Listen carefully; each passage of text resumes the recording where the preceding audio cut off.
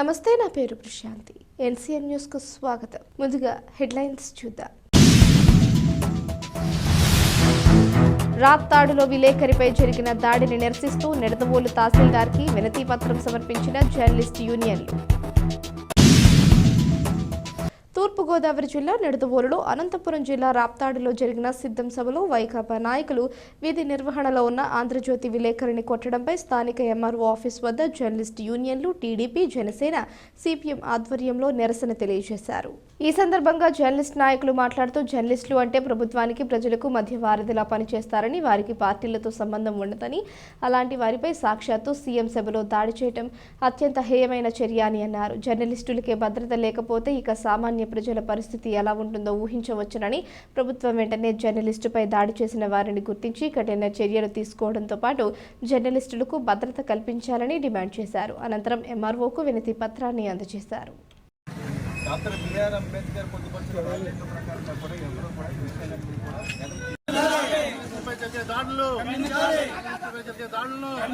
జర్నలిస్టుల ఐక్యత, జర్నలిస్టుల ఐక్యత, జర్నలిస్టులపై దాడులను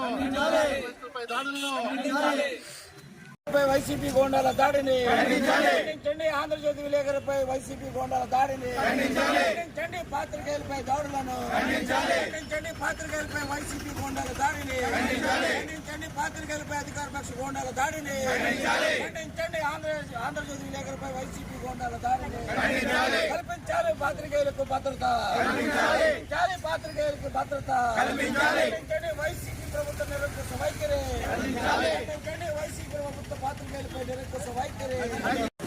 నిన్న ఉదయం అనంతపురం జిల్లా రాప్తాడులో ముఖ్యమంత్రి గారి సిద్ధం సభకి తన విధులు నిర్వహిస్తున్న ఆంధ్రజ్యోతి విలేకరిపై వైసీపీ కార్యకర్తలు, నాయకులు ఎవరైతే వైసీపీ వాళ్ళు అయితే అతన్ని బయటికి లాగి అతను విధులు నిర్వహిస్తుండగా కెమెరాలను ధ్వంసం చేసి అతన్ని విచక్షణారహితంగా కొట్టడం నిడదవోలు జర్నలిస్ట్ సంఘాల తరఫున తీవ్రంగా ఖండిస్తున్నాం.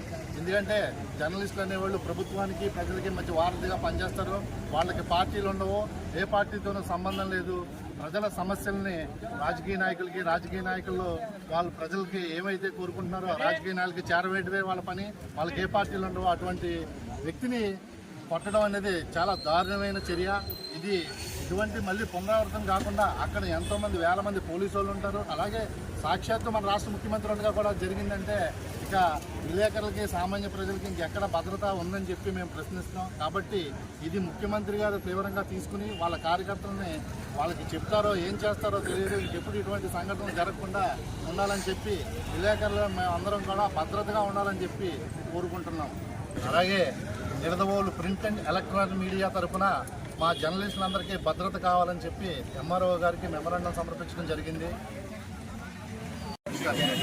ఈరోజు రాష్ట్ర వ్యాప్తంగా వైసీపీ ప్రభుత్వం సిద్ధం అనే కార్యక్రమం ద్వారా జగన్మోహన్ రెడ్డి గారి బహిరంగ సభ జరుగుతూ ఉండగా ఆంధ్రజ్యోతి విలేకరు మీద వైసీపీ ప్రభుత్వం, వైసీపీ గోండాలు విపరీతంగా దాడి చేసి కొట్టారు.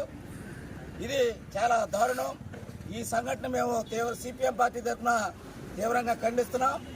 ఇలాంటి ఘటనలు రాష్ట్రంలో గత 7-8 నెలల నుంచి ప్రభుత్వం మీద రోజు రోజుకి తీవ్ర అసంతృప్తి వస్తున్న సందర్భంలో వాళ్ళ దుర్మార్గాలు, అధికారులు, అధికార పక్షంలో ఉన్న వాళ్ళందరూ కూడా ప్రజల మీద చేస్తున్న యుద్ధం, దాడులు ఇవన్నీ కూడా ప్రజల్లో తీవ్రమైన అసంతృప్తి, ప్రభుత్వం మీద తీవ్ర వ్యతిరేకత వస్తున్న నేపథ్యంలో మరి ప్రభుత్వాన్ని ప్రశ్నించే పత్రికల మీద, జర్నలిస్టుల మీద అధికార పక్షాలకు సంబంధించిన వాళ్ళు ఈ విధంగా దాడి చేయడం అనేది వాళ్ళ అసహనం. వాళ్ళు సిద్ధమని చెప్పి ఎప్పుడైతే చెప్పారో వాళ్ళు ప్రజలకు భయపడుతున్నట్టుగానే మేము ఆలోచించవలసిన పరిస్థితి ఈ రోజు వచ్చింది. ఈ రకమైన దాడులు కొనసాగితే మరి ఈ రాష్ట్రంలో ఉన్న లక్షలాది మంది పాత్రికేయులు, ఎలక్ట్రానిక్, ప్రింట్ మీడియా వాళ్ళందరూ కూడా వాళ్ళు కూడా మరి ప్రభుత్వాన్ని వాళ్ళ సంగతులు తేల్చడం కోసం సిద్ధంగా ఉన్నారు. ఎందుకంటే పాత్రికేయులు, పత్రికా రంగం కానీ, ఛానల్స్ కానీ ఇవన్నీ కూడా ప్రజలకి, ప్రభుత్వానికి, ప్రజల మధ్య వారధిగా పనిచేస్తారు. అనేక విషయాలు ప్రభుత్వం తప్పుడు నిర్ణయాల్ని, ప్రజలకి అన్యాయం జరిగే విషయాలను ఎప్పటికప్పుడే వాళ్ళ పత్రికల ద్వారా తెలియజేస్తూ ఉంటారు.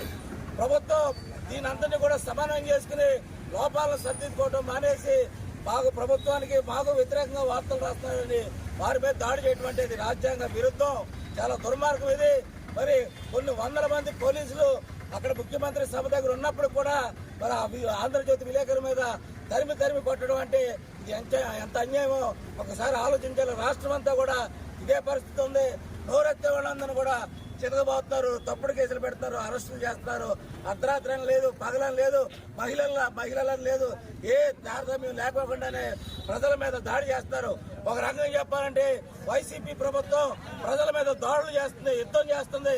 వాళ్ళు మేమేదో గొప్పలు చేస్తున్నాం అని చెప్పి వాస్తవం చెప్పుకుంటున్నారు, కానీ ప్రజల్లో మాత్రం అలాంటి ఆలోచన లేదు. కాబట్టి ప్రజలకి, ప్రభుత్వానికి అనేక సమస్యల మీద ప్రభుత్వానికి వాణి వినిపిస్తున్న విలేకరుల మీద ఈ రకమైన దాడులు చేయడం అనేది ఎంత మాత్రం కూడా సహించరాంది. ఈ ఘటన మేము తీవ్రంగా ఖండిస్తూ భవిష్యత్తులో విలేకరుల మీద ఎలాంటి దాడులు జరిగితే మేమంతా కూడా ఈ రాష్ట్ర స్థాయిలో వాళ్ళకి అండగా మరి మద్దతుగా ఉంటామని చెప్పేసి ఈ దాడిని తీవ్రంగా ఖండిస్తున్నాను. ఈ నాయకులు కానివ్వండి, ఎక్కడ కూడా అధికారులు కూడా నోరు రాసుకునే పరిస్థితులు రాష్ట్రంలో జరుగుతుంది. ఉన్న నిధులని ఎక్కడ కూడా ఒప్పుకునేటువంటి పరిస్థితి రాష్ట్రంలో జరుగుతుంది. భద్రత కోల్పోతున్న ఏంటంటే మొత్తం ఆంధ్ర రాష్ట్ర ప్రజలందరూ